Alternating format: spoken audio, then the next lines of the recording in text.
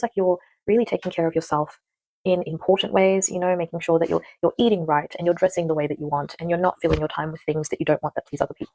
You've done all of that work. But there is still some underlying trauma there and underlying childhood stuff that you might still need to work through. So maybe if you're watching this, pick out one of those inner child meditations and talk to your inner child. Or if you, close to this reading, get a memory come up of an aspect of your childhood, then allow yourself to sit down, maybe write it out, maybe talk it out into your voice recorder on your phone, talk it out and try and really process it with new eyes. And I want you, especially with this like romantic Libran energy, when you're looking at the past, I want you to make connections with where you are at and your life decisions. So, for example, is it possible that you weren't given enough? You might have been left to your own devices as a child, maybe to a worrying extent. And so now, one of your biggest values in relationships, romantic or platonic, is physical time, or is that what it's called? Like spending time with the person that you love. And so you'll realize that, oh my God, it's because I felt like this was missing when I was younger. I felt like the adults around me weren't spending enough time with me. I was always left to my own devices, and that's how it's manifested. So you need to be able to make those connections to be able to get somewhere with it and to heal from it. So that's the energy that I'm getting there.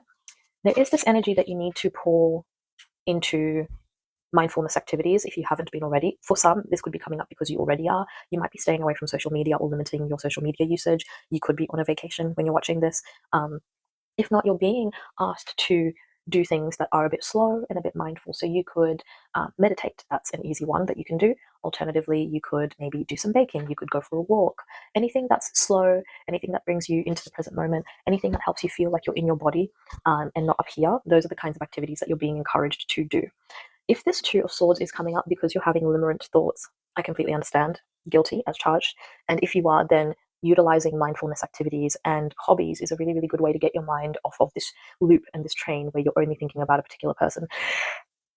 Because sometimes, thank you, Spirit, we're thinking of a particular person as an excuse not to engage in our own lives and as an excuse to, it's probably not even conscious, you know what I mean? But as a result, you end up not focusing on yourself and on your goals.